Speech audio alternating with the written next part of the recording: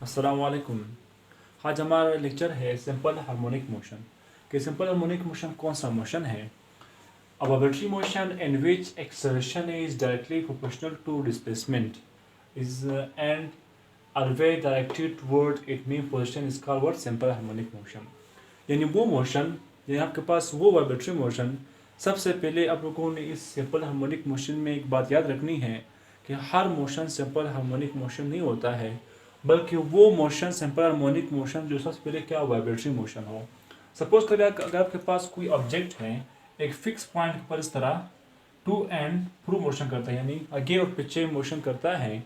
तो यानी इस मोशन के बाद जब इसमें क्या हो, इसमें जो एक्सेलरेशन पैदा होगा, इस ऑब्जेक्ट के अंदर जो एक्सेलरेशन पैदा होगा, अगर वो क्या हो, अगर वो डायरेक्टली प्रोपोर्शनल टू डिस्प्लेसमेंट हो, तब this vibratory motion is called what? Simple harmonic motion. जैसे अगर आपके पास कोई स्प्रिंग है, इस स्प्रिंग के साथ यहाँ पे कोई मास अटैच है, इसका हुआ मीन पोजीशन हुआ, कौन सा? ये मीन पोजीशन हुआ।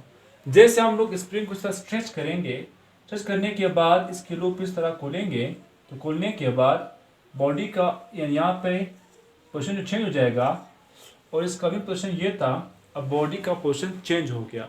जितना हम लोग यानी इसकी मेन पोजीशन से खींचेंगे, जितना यहाँ पे डिस्प्लेसमेंट ज़्यादा करेंगे, उतना ही इस ऑब्जेक्ट के अंदर एक्सेलरेशन ज़्यादा पैदा होगा।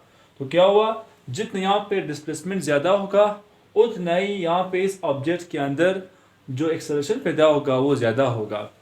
अब जैसे हम लोगों ने इसको ऐसा छोड़ा, तो यानी यहाँ पे जो रिस्टोरिंग फोर्स है, तो यानी स्प्रिंग के अंदर जो रिस्टोरिंग फोर्स पैदा हुआ, तो रिस्टोरिंग फोर्स की वजह से ये ऑब्जेक्ट यहाँ पे रुकेगा नहीं, बल्कि इस तरह हरकत करेगा, इस पॉइंट यानी इस मीन पोजीशन के ऊपर इस तरह आगे हरकत करेगा, फिर पीछे, फिर आगे पीछे। तो क्या हुआ, यानी ये मोशन वाइब्रेटरी भी हुआ, और इसमें जो डिस्प्लेसमेंट है वो क्या हुआ, वो यानी इस ऑब्जेक्ट के एक्सेलरेशन का डायरेक्टली प्रोपोर्शनल हुआ। और यहाँ पे देखिए, जैसे ये ऑब्जेक्ट इस मेन पोजीशन से इस तरफ आएगा, देखो ऑब्जेक्ट को हम लोग इस तरह खींच रहे हैं, और यहाँ पे आपके पास जो डिस्प्लेसमेंट होगा वो यहाँ पे डिस्कवर हो रहा है, यहाँ पे यानी प्रोड्यूस हो रहा है। उसका मतलब ये हुआ कि आपके पास यहाँ पे जो डिस्प्लेसमेंट हो क्या होगा, माइनस एक्स होगा।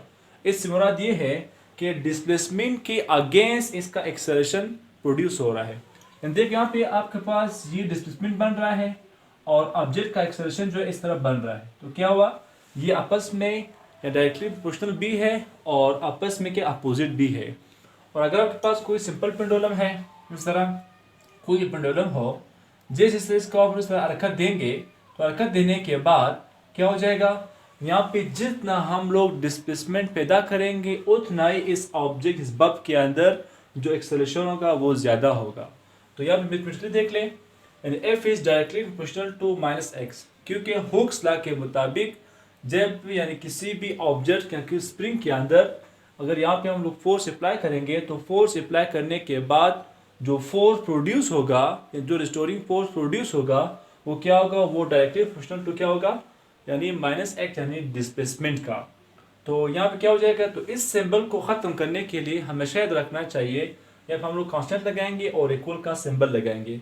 तो के क्या है, के प्रोपोर्शनली कांस्टेंट है, और के जो है के डिपेंड करती है उस ऑब्जेक्ट की यानी मटेरियल्स के ऊपर, कि ये स्प्रिंग कौन से पार्टिकल से बना हुआ है, यानी इस स्प्रिंग के अंदर कौन से पार्टिकल्स यानी कौन से एटम्स यूज हुआ है।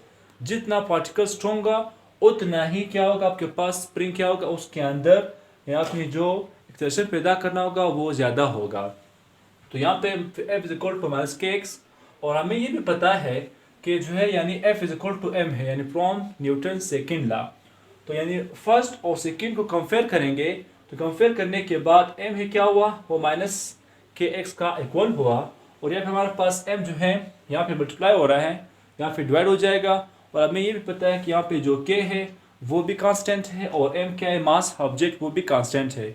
और जब भी हम लोगों ने किसी कांस्टेंट नंबर को, और यहाँ पे जो इक्वल सिंबल है, इसको अगर हम लोगों ने चेंज करना है किसी और या सिंबल में, तो क्या है, वो प्रोपोर्शनल का सिंबल है। तो इसमें यानी कन्वर्ट करने से क्या हो जाएगा, आपका माइनस के यहाँ पे के अफान एम, और इक्वल जो है वो कन्वर्ट हो जाएगा यानी इस फॉर्म में। तो यहाँ पे क्या हुआ, तो ए इज डायरेक्टली प्रोपोर्शनल टू यानी माइनस डिस्प्लेसमेंट। तो इस मुराद ये हुआ कि आपके पास स्प्रिंग का ये मोशन जो है सिंपल हार्मोनिक मोशन है।